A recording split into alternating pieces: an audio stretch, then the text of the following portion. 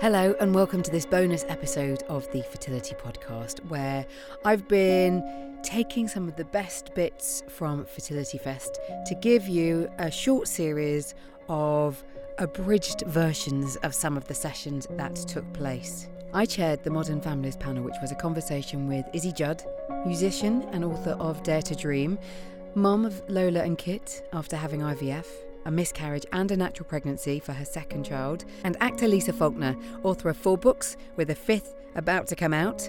Lisa had an ectopic pregnancy and failed cycles of IVF before moving on to adopt her daughter Billy. Both Izzy and Lisa gave readings of their books, which you're going to hear a short snippet of both now. And this is actually the moment that Harry and I went to the clinic. We had got to the stage of having our transfer. We were so excited. It was the first time during all the fertility treatments that there was some certainty. We weren't turning up to a scan to see whether I had responded to drugs or not. We'd made it to this stage and it felt incredible.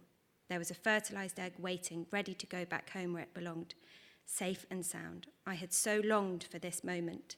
If our little embryo only stayed there a few days, it would still be a miracle to have had life inside me for that long. Harry and I were totally amazed. We hadn't expected to feel so overwhelmed with emotion. It was a moment we'll never forget, and it was beautiful to share this magic together.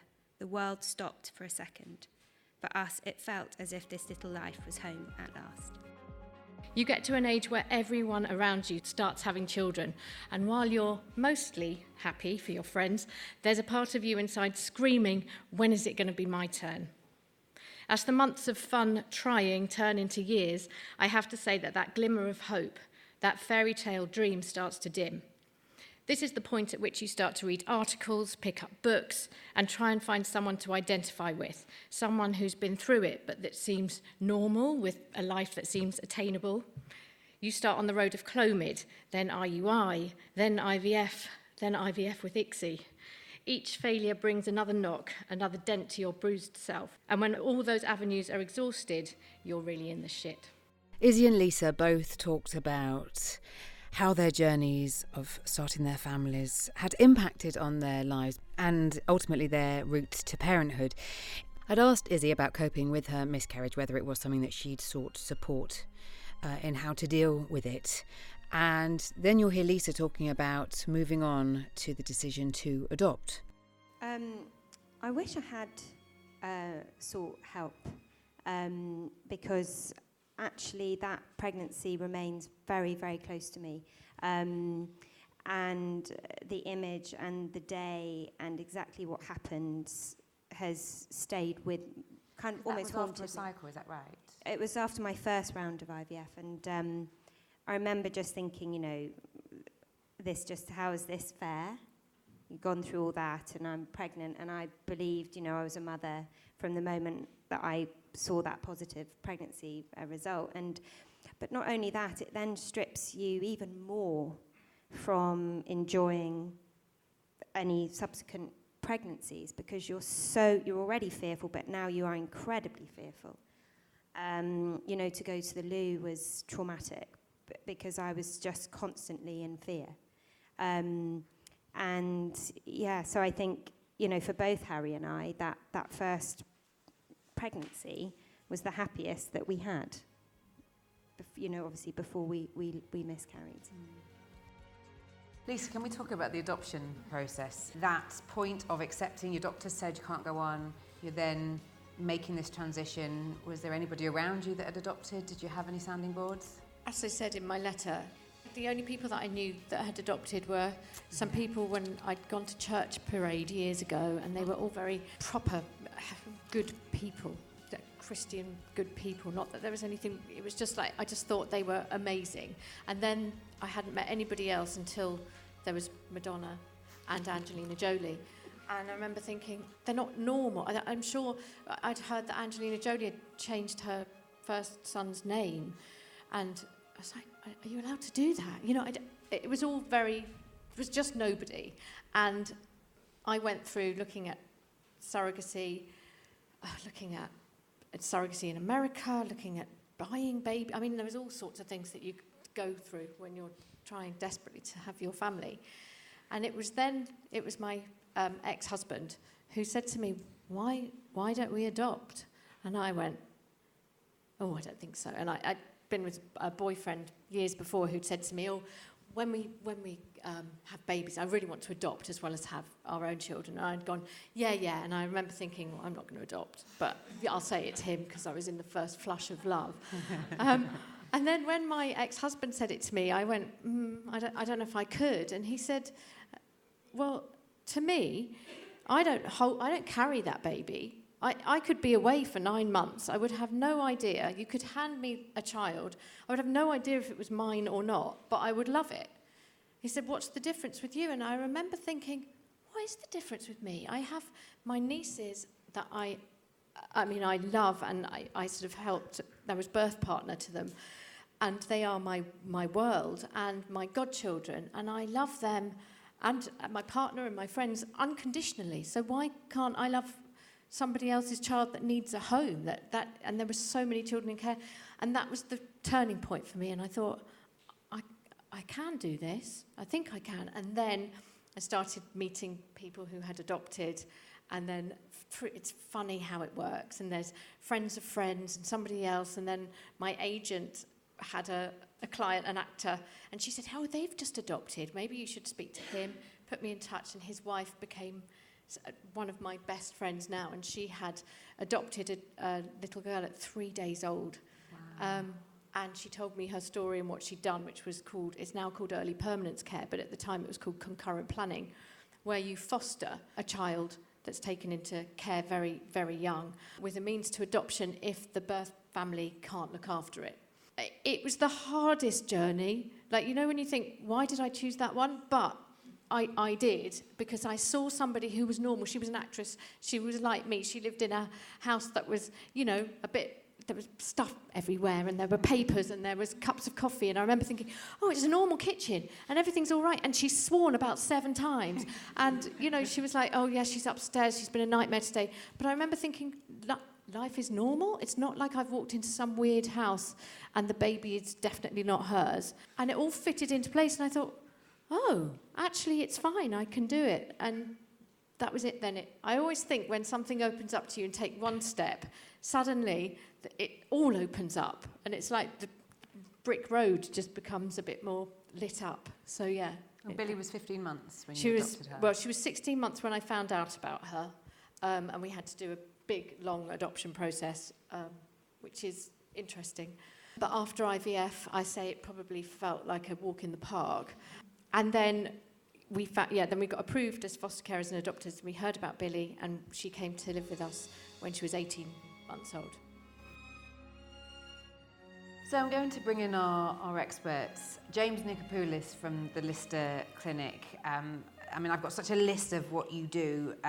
One of the things is that you help couples with recurrent implantation failure and low ovarian reserve. And David, in your work at Herts and Essex, you're working with people with all sorts of complex conditions. And just talking, as Lisa was saying, about her doctor being her hero, when you're seeing patients who have come in after failed transfers, and there's such an expectation on you from them and on them for what might happen next. Can we just talk a little bit about that? Yeah, interesting, the words that you guys, that hope, help, heal, dreams, and it's everything that we try and do in a way, but we can give people hope, we can help, but we can never, heal or guarantee that those dreams will be fulfilled. And it's such a fine line in terms of giving people that hope, but without giving them the false hope. And especially people with recurrent cycle failure, I often say to couples that I see that, to state the blindingly obvious, the best outcome of a treatment cycle is that it goes well. Sometimes, in view of the emotional roller coaster that everybody goes on, the second best outcome sometimes that it goes so badly, it's time to stop. But annoyingly, the middle ground is the most common ground. You get eggs, you get embryos. It just doesn't happen this time. You weren't part of the 20%. And it's really hard to get off that treadmill at that point, because you've got that carrot there and you know what you're trying, you know what we're trying to get out of this. And it's really hard to get that balance right, to give people that hope without giving them the false hope. And where that line is, going back to what Mr. Taranisi said to you, where that line is for everybody is different. Some people will keep going with that 10%. Some people will decide not to, and some people that, together he looked at you and said, look, I'm not sure this is the right idea.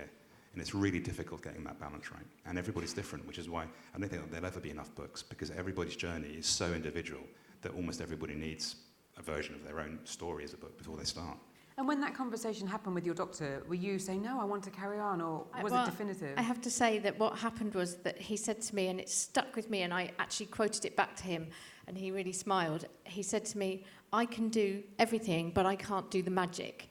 And the magic that happens inside you, I can't do. And he said, and everything else was right, but I'm letting you go because I can't do that magic. And it was, oh my God, really emotional. And still I was like, but I sort of knew what he meant. I had got to the point, I also was broke by that point. I mean, it was, I think, 3.5 goes, and it was all my money had gone. And I just thought, I'd sort of done my homework, and he had been so amazing with me, and I knew that if he was saying it's time to stop, I had to listen. So yeah, it was horrific. Days after, weeks after was dark, but I had to listen to him, and it was the magic. And it's the hardest conversation to have when you think somebody should stop, because you don't want to be saying it. You know they don't want to hear it, but sometimes we have to have that conversation, and it's really difficult. And that acceptance is a huge part of your route to parenthood, and that's also why here we've got our fertility heroes. And if there's conversations that come up, and that if you're at a transitional phase, please do seek out people that, to talk to. David, I know that in some of the work that you do, you're having referrals for fibroids, endometriosis, Asherman's. Are you finding that people are coming to you more aware because of how better we are now at talking about this, even though we've still got a long way to go?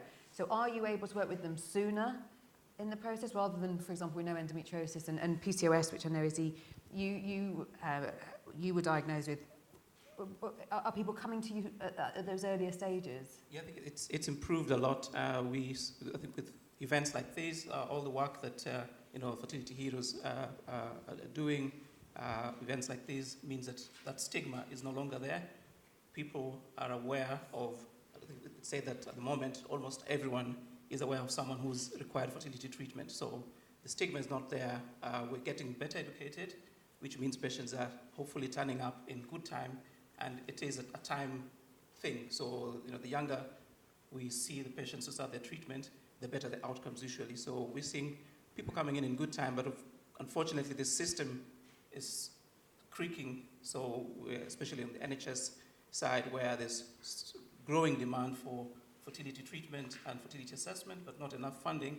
We still have, unfortunately, a few cases where patients are turning up 10 years from the point where they first saw their GP, and their outcomes, unfortunately, do not be as good as it would have been if they'd had the right assessment in good time and to come through. But it's an education thing, and the more aware we are of the different options, and the more, the quicker we get access to the treatment, the better the outcomes.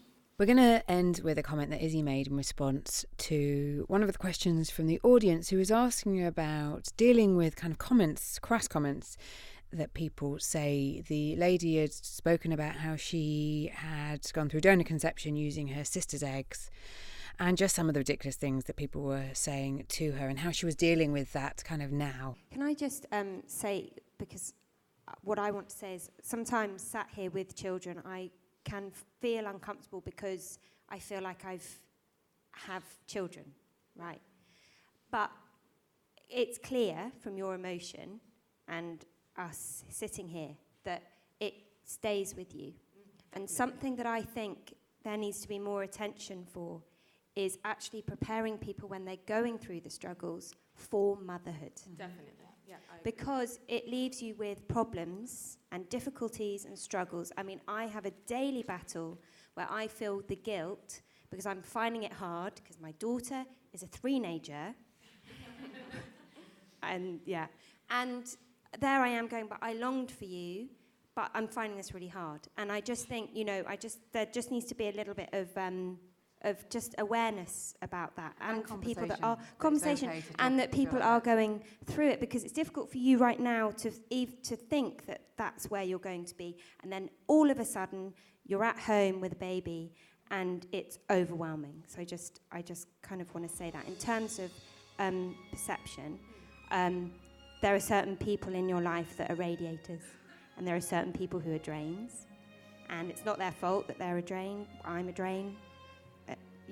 some days and radiate it. And I think it's important that you surround yourself with the people that have an understanding, and those who don't, it's just an ignorant. They just don't know because they haven't been through it, and you just kind of have to accept that is just the way it is. But maybe if there are people that just make you feel that kind of energy, it's okay to say no. I hope this has been useful, hearing the different viewpoints from Izzy and Lisa and our experts, James Nicopoullos and David Ogutu, whose details will all be in the show notes. So the show notes are thefertilitypodcast.com/the next step. You'll find all the info about Fertility Fest and the website details of all the panellists that you've heard, and be sure to subscribe to thefertilitypodcast.com as well, where you can keep up to date with all the episodes that I'm sharing with you. Thank you as always for listening, and until the next time.